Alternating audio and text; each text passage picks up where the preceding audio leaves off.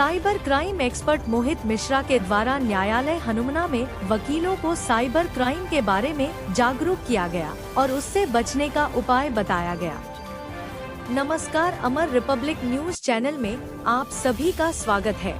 खबर है नवीन जिला मऊगंज से, जहां न्यायालय हनुमना में मजिस्ट्रेट विनोद चौधरी और कीर्ति दुबे की अध्यक्षता में माननीय उच्च न्यायालय के निर्देशानुसार विधिक साक्षरता शिविर के अवसर पर साइबर क्राइम एक्सपर्ट मोहित मिश्रा को बतौर विशिष्ट अतिथि एवं मुख्य वक्ता के रूप में बुलाया गया।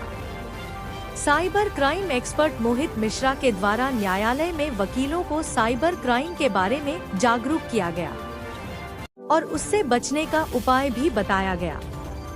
साइबर क्राइम एक्सपर्ट मोहित मिश्रा के द्वारा SIM swapping, biometric fraud, ATM cloning, artificial intelligence voice cloning, फर्जी वेबसाइट के जरिए तथा ओटीपी के जरिए होने वाले फ्रॉड जैसे दर्जनों आधुनिक साइबर फ्रॉड के बारे में बताया गया और साथ में उससे बचने का उपाय भी बताया गया।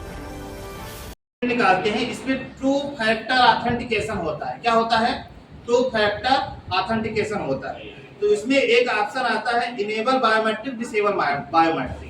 तो आपको क्या करना है कि इसमें के थ्रू 16 डिजिट का वीआईडी नंबर होता है। कितने डिजिट का? 16 डिजिट का वीआईडी नंबर होता है। उसको आप डालेंगे। डालने के बाद एक ऑप्शन आएगा अनेबल बायोमेट्रिक और डिसेबल बायोमेट्रिक। अगर आप उसको डिसेबल बायोमेट्रिक कर देते हैं तो कितना भी बड़ा हैकर क्यों ना हो, वो आपका थंब इम्प्रेशन नहीं, आपको पूरी शरीर को की बॉडी को अगर वो क्लोन कर ले तब भी वो आपका कुछ भी नहीं बिगाड़ सकता। लेकिन कहां से आएगा जी? नंबर कहां से आएगा? ये उसी में मिलता है ना, उसी में मिलता है।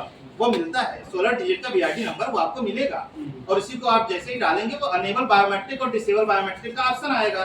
तो आपको क्या करना है? डिसेबल बायोमेट्रिक कर देना है। अगर वो आपका अनेबल बायोमेट्रिक रहेगा तो हर कोई इस्तेमाल कर सकता है, लेकिन जैसे डिसेबल बायोमेट्रिक कर दिए तो दुनिया का कोई भी आदमी कितना भी आपका थंब इम्प्रेशन अगर वो सेव करके भी रखता है तो वो आपका कुछ भी नहीं कर सकता। ये हुआ समाधान। इसमें अगर किसी को कोई दिक्कत हो तो आप सवाल कर सकते हैं। अब हम आपको बताते हैं किस तरीके का क्राइम किस तरीके का वो होता है। Remote screen recording app. क्या है? Remote screen recording app. इसके जरिए फ्रॉड होता है।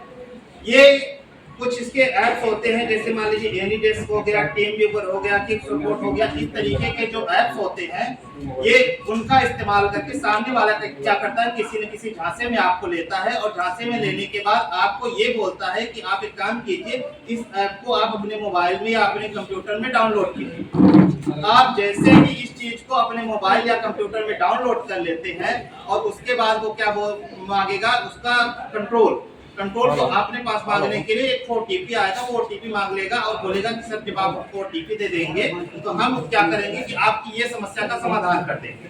ठीक, मान लीजिए किसी प्रलोभन में आपको दिया। एक महिला आई थी हमारे पास, उसके साथ क्राइम हो गया था। वो क्या कर रही थी कि गेम खेल रही थी और गेम खेलते खेलते वो सोची कि अब हम जीत जाएंगे।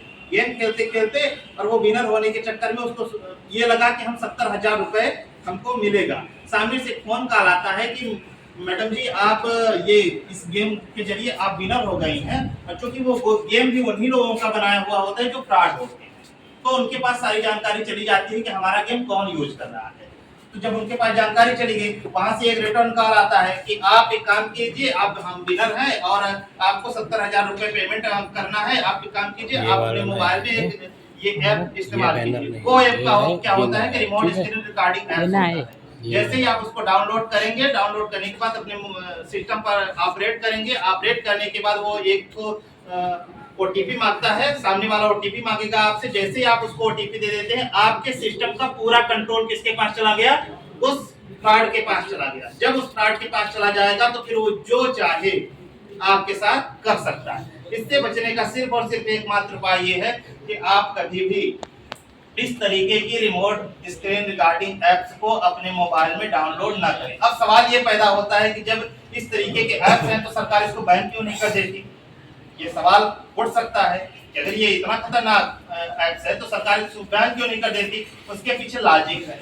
ये जो ऐप्स बने हुए हैं ये तो बने सुविधा के लिए, जिस तरीके से मोबाइल का हम चाहे तो सदुपयोग कर लें, चाहे इसका दुरुपयोग कर लें। अगर सदुपयोग करेंगे तो बहुत अच्छी चीज है, इसका दुरुपयोग करेंगे तो बहुत गंदी चीज है। तो होता क्या है कि वो ऐप्स इसके लिए बना होता है, मान लीजिए कि आप कोई न्यू लैपटॉप खरीदे और आपके लैपटॉप में कोई गड़बड़ी आ गई, तो आप कहाँ परेशान होंगे, आपको जानकारी तो है नहीं। तो आपकी जो टेक्निकल टीम होगी उस लैपटॉप की, तो वो क्या करती है कि इसी रिमोट स्क्रीन रिकॉर्डिंग ऐप्स के जरिए आपके सिस्टम का वो कंट्रोल लेके उसमें सुधार कर देती है। अगर उसमें किसी भी तरीके की गड़बड़ी पाई गई, वो सुधार कर देती है। ये बनाया तो अच्छे काम के लिए गया, लेकिन इसका कुछ लोग गलत इस्तेमाल करते हैं, इसलिए सरकार इस पर बैन भी नहीं लगा पा रही है जानबूझ के। वो चाह के भी बैन नहीं लगा सकती, क्योंकि कोर्ट में ये बात साबित ही नहीं हो सकता कि ये चीज गलत फर्जीवाड़े करने के लिए बनाया गया है। अब कोई गलत कर रहा है तो उसमें वो ऐप्स बनाने वाले की कोई गलती नहीं।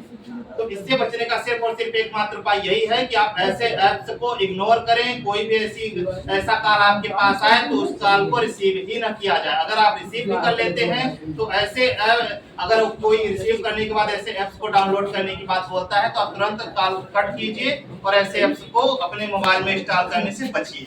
इसका सिर्फ और सिर्फ सलूशन यही है। इसमें किसी को कोई क्रॉस क्वेश्चन करना हो तो आप कर सकते हैं। अब हम आपको बताते हैं नेक्स्ट टाइप का क्राइम,